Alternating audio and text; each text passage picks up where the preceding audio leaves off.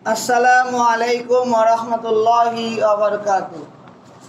আউযু বিল্লাহি মিনাশ শাইতানির রাজীম। বিসমিল্লাহির রহমানির রহিম। নাহমাদুহু ওয়া নুসাল্লি আলা রাসূলিহিল কারীম। আউযু বিল্লাহি মিনাশ শাইতানির রাজীম। বিসমিল্লাহির রহমানির রহিম। আস্তাগফিরুল্লাহ রাব্বি মিন কুল্লি যামবি ওয়া আতুবু ইলাইহি লা হাওলা ওয়া লা কুওয়াতা ইল্লা বিল্লাহিল আলিয়্যিল আযীম। শাহাদাতুল শহীদ পড়ি আল্লাহুম্মা সাল্লি আলা মুহাম্মাদ ওয়া আলা আলি মুহাম্মাদ কামা সাল্লাইতা আলা ইব্রাহিম ওয়া আলা আলি ইব্রাহিম إنك حميد مجيد. اللهم بارك على محمد وعلى آل محمد كما باركت على إبراهيم وعلى آل إبراهيم إنك حميد مجيد. আলহামদুলিল্লাহ, কাছে এবং দূরে যারা ইসলামিক প্রোগ্রামের বিষয়, আজকের বিষয় জিলহজ মাসের কুরবানি। আল্লাহ তাআলা দুইটি ঈদকে আমাদের জন্য আনন্দ করার, আপনারা কথা একটু কম বলেন, এখানে খেয়াল করেন, দুইটা ঈদ আমাদের জন্য, মুসলমানদের জন্য গুরুত্বপূর্ণ। ঈদুল ফিতর, ঈদুল আজহা। আমরা ঈদুল ফিতর শেষ করে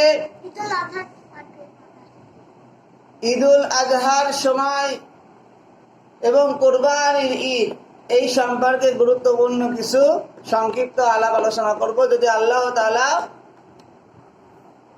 তৌফিক দান করে ইনশাআল্লাহ। আল্লাহর প্রথমে আমরা শুকরিয়া আদায় করছি যে আল্লাহ তাআলা আমাদেরকে মাহে রমজানের রোজা শেষ করার পরে, শাওয়াল মাসের রোজা শেষ করার পরে, জিলকদ মাসের শেষ জুম্মার দিনে এখানে পিস কোচিনে অথবা পিস মাদ্রাসায় বসার সুযোগ করে দিলেন। সেই আল্লাহর কাছে আমরা মন থেকে বলি আলহামদুলিল্লাহ। আপনারা এখানে আসতে পেরে খুশি না রাগ করেছেন? আমাদের নবী, প্রিয় নবী, সর্বশেষ ও সর্বশ্রেষ্ঠ নবী হযরত মুহাম্মদ সাল্লাল্লাহু আলাইহি ওয়াসাল্লাম, তার প্রতি শত কোটি দরুদ, যার মাধ্যমে আমরা জানতে পেরেছি আমাদের কি কাজ করলে আমরা সাকসেস হব আর কি কাজ করলে আমরা আনসাকসেস হব। আমাদের গন্তব্যস্থল হবে জান্নাত নয় জাহান্নাম। আমাদের মনোযোগ দেন এদিকে সবাই। কথাগুলো সংক্ষেপে বলছি, আপনারা সবাই জানেন, তারপরেও আল্লাহ তাআলা আমার মুখ দিয়ে যে বলার তৌফিক দান করছে, তার জন্য আমরা সবাই বলি আলহামদুলিল্লাহ সাল্লাল্লাহু আলাইহি ওয়াসাল্লাম। আল্লাহ রাব্বুল আলামিন কুরবানির বিধান হযরত আদম আলাইহিস সালাম থেকে শুরু করেছিল। দুই ভাই ছিল, হাবিল আর কাবিল। আদম আলাইহিস সালামের সময় মানুষ ছিল না, একটা ছেলে একটা মেয়ে যমজ সন্তান বের হতো দুনিয়ায় মার পক্ষ থেকে, হাওয়া আলাইহিস সালামের কাছ থেকে। যে সন্তান এবার হয়েছে, ওই সন্তান দ্বিতীয়বার যে সন্তান হয়েছে, ওই বড়র সাথে এই ছোট, এই ছোটর সাথে ওই বড়, এরকম ভাই বোনের বিয়ে দেওয়া আগে জায়েজ ছিল। সুবহানাল্লাহ। এই বিয়ে দেওয়ার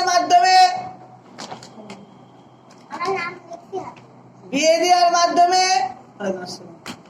মানুষের বংশবৃদ্ধি শুরু হয়। হাবিল আর কাবিল দুই ভাইয়ের ভিতরে আল্লাহ রাব্বুল আলামিন হাবিলের ভাগ্যে যে মেয়েটা নিযুক্ত করেছিলেন, আপনারা যদি কথা বলেন আমি কথা বলবো না, দুরুশবেন আল্লাহুম্মা সাল্লি আলা সাইয়্যিদিনা ওয়া নাবিয়িনা শাফিনা ওয়া হাবিবিনা মাওলানা মুহাম্মদ। হাবিল আর কাবিল দুই ভাইয়ের ভিতরে যে যার ভাগ্যে যে মেয়েটা করেছিল সে ওই মেয়েটাকে বিবাহ করতে চায় না, কারণ তার একটু গায়ের রংটা কালো ছিল। আর একটা ভাইয়ের পক্ষে যার বিয়ে, কথা শোনো, যার ভাগ্যে পড়েছে তার ভাগ্যে একটা সুন্দরী মেয়ে ছিল। হাবিল হোক আর কাবিল হোক, একজন করত পশু ব্যবসা আর একজন করত কৃষিক্ষেত। তখন তো মানুষ কম, তখন তারা বলল যে আমরা কুরবানি করি, যার কুরবানি কবুল হবে, কি হবে, তার ভাগ্যে ভালো মেয়েটা পড়বে। তোমার সিদ্ধান্ত কি? বললো হ্যাঁ অবশ্যই। কি দেখছো?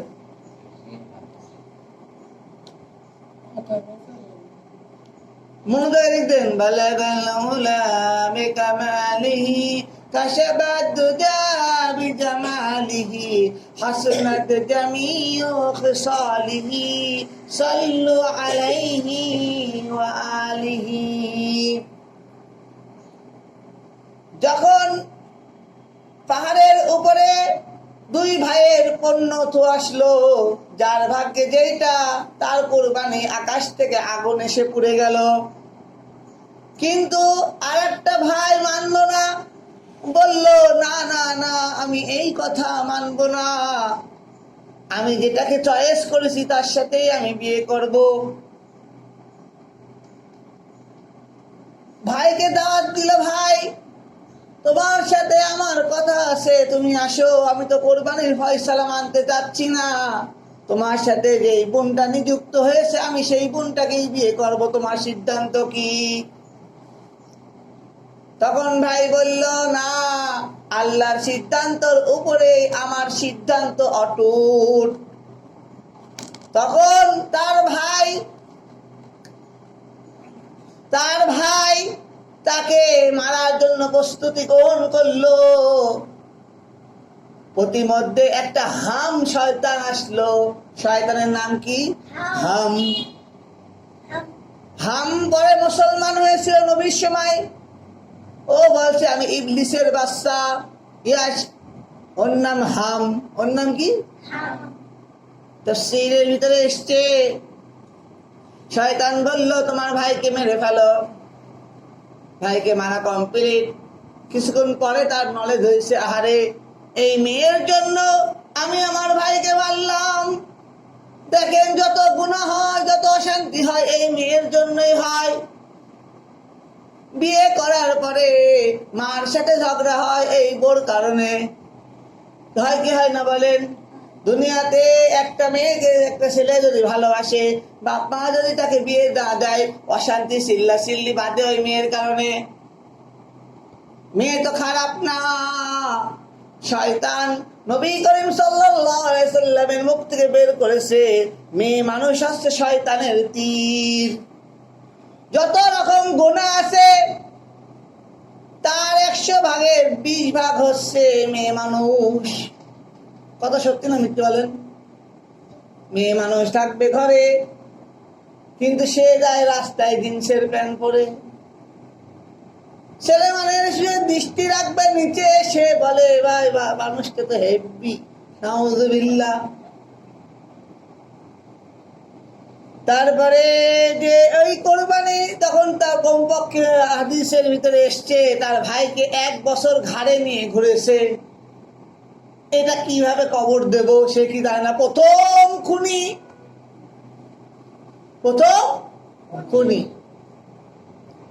তারপরে আল্লাহ রাব্বুল আলামিন 2টা কাককে দুনিয়ায় পাঠালো। 2 কাক কথা বলতে বলতে ঠোকর ঠোকর করে মারামারি করলো, পা দিয়ে কবর খুললো, ওই কাকটাকে কবর দিল। তখন সে বলল আহারে আমার মাথায় বুদ্ধি নাই, কাকের মাথায় যে বুদ্ধি আছে। তার মাটি দেওয়া কমপ্লিট। এটা হলো আদম আলাইহিস সালামের কুরবানির ইতিহাস। তার ছেলে হাবিল আর কাবিলের ইতিহাস। আমরা যার অনুসারী, মিল্লাতা আবিকুম ইব্রাহিম, ইব্রাহিম আলাইহিস সালাম ছিল আল্লাহর পক্ষ থেকে অনেক অনেক নবীর ভিতরে সে হচ্ছে গোল্ডেন, না 100তে 100 পাওয়া একজন নবী।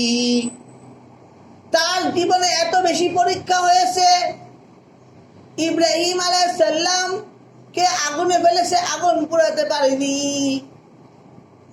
ইব্রাহিম আলাইহিস সালামকে কত রকম কষ্ট দিয়েছে, তাও সে আল্লাহকে ছাড়েনি। ইব্রাহিম আলাইহিস সালামকে স্বপ্ন দেখানো হচ্ছে আপনার প্রিয় জিনিস আল্লাহর রাস্তায় দিয়ে দেন। সে 100টা উট জবাই করে আল্লাহর রাস্তায় দিয়ে দিল, তারপরেও তার কোরবানি কবুল হলো না।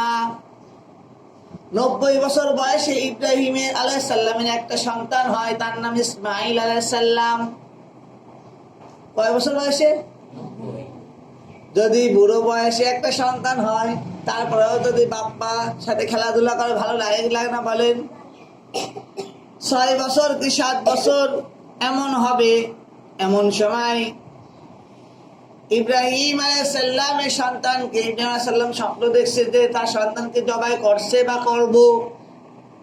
সন্তানকে বললো, আব্বু আমি তো এই স্বপ্ন দেখছি, তুমি কি বলো? সন্তান বলল, আব্বু আপনি আমাকে ধৈর্যশীলদের সাথে পাবেন, আপনি তো পয়গম্বর, আপনি তো আল্লাহর খলিল, কোনো সমস্যা নাই, আপনি আমাকে জবাই করেন।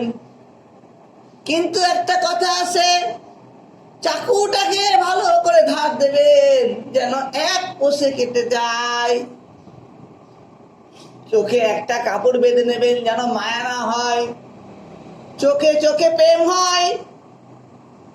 ওই বাড়ির সাথে দাঁড়ায় আছে, এই বাড়ির সাথে দাঁড়ায় আছে, কোনো কিছু দেখে নাই, চোখ চোখ কন্টাক্ট হচ্ছে। হয় কি হয় না বলেন? চোখ এমন একটা জিনিস, চোখের প্রেম মায়া। আল্লাহ রাব্বুল আলামিন তার ছেলেকে, সেও তো সেরকম ছেলে, কারণ সে নবী হবে, সে তো ভেদাল মার্কা ছেলে না, তার আব্বু কি ভেদাল? নবীর ছেলে নবী হবে। আর বললে একটু দড়ি নিয়ে নেবেন যাতে আমি ছুটাছুটি না করি, আপনি আমাকে ধৈর্যশীলদের সাথে পাবেন। এমন ধারালো করলো, চোখটাও বাঁধলো, দড়িটাও বাঁধলো, সবাই করে আল্লাহু আকবার। ওই আল্লাহু আকবার বলার সাথে সাথে তার গলা কাটে না, তার যত শক্তি আছে সে আবার আল্লাহু আকবার বলে চালায়, তাও গলা কাটে না। রাগ করে চাকু ফেলাই দিল, কিছুক্ষণ পরে দেখতে পেল পাথর কেটে 2 অর্ধেক হয়ে গেছে। বলো সুবহানাল্লাহ। এত ধারালো, এত। তারপরে ইব্রাহিম আলাইহিস সালাম বলল, ইসমাঈল আলাইহিস সালাম বলল, আব্বু সোজা ভাবে কাটছে না, আমাকে চিট করে নেন, আমার ঘাড়ের দিক দিয়ে কাটেন। চোখটা আবার বাঁধা হলো, আবার কাটলো। আল্লাহ বলল আজরাইল না জিবরাইলকে বলল, জিবরাইল বেহেশতে থেকে একটা গাধা অথবা একটা পশু নিয়ে তুমি তাড়াতাড়ি ইব্রাহিমের সামনে নিয়ে যাও। সুবহানাল্লাহ। উনি তো আল্লাহু আকবার।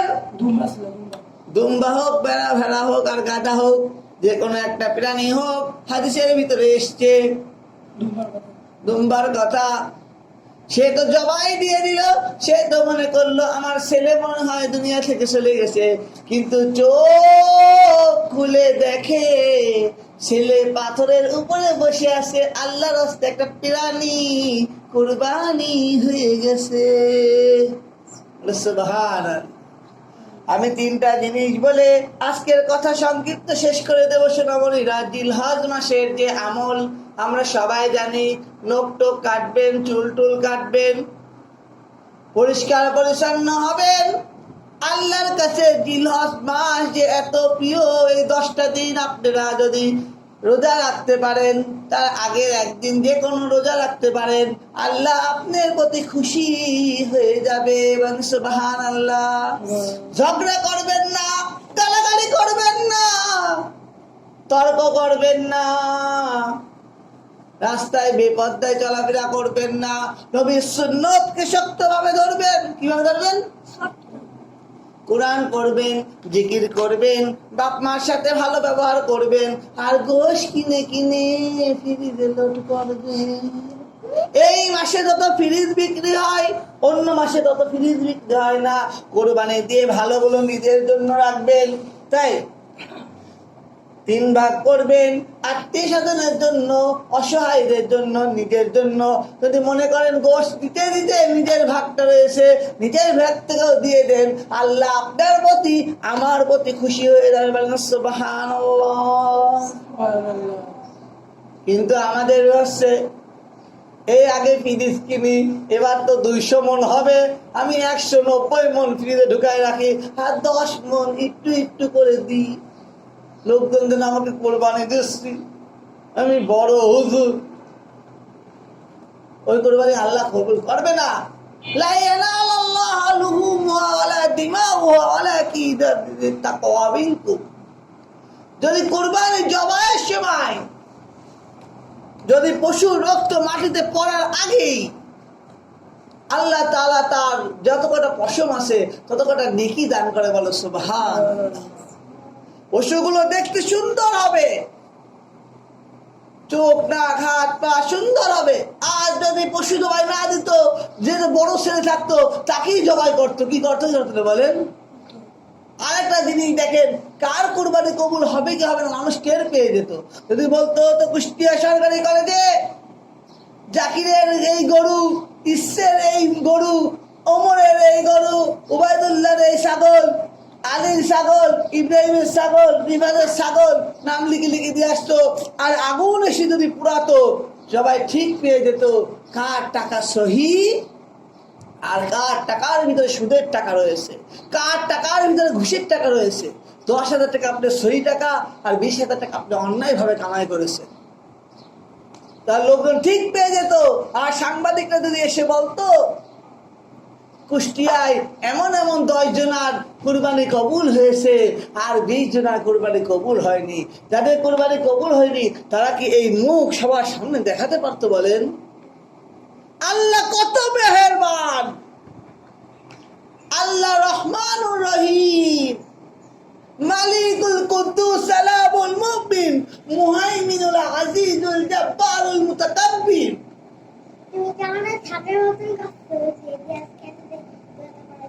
আল্লাহ রাব্বুল আলামিন, আল্লাহ রাব্বুল আলামিন। সবাই বলেন আলহামদুলিল্লাহ,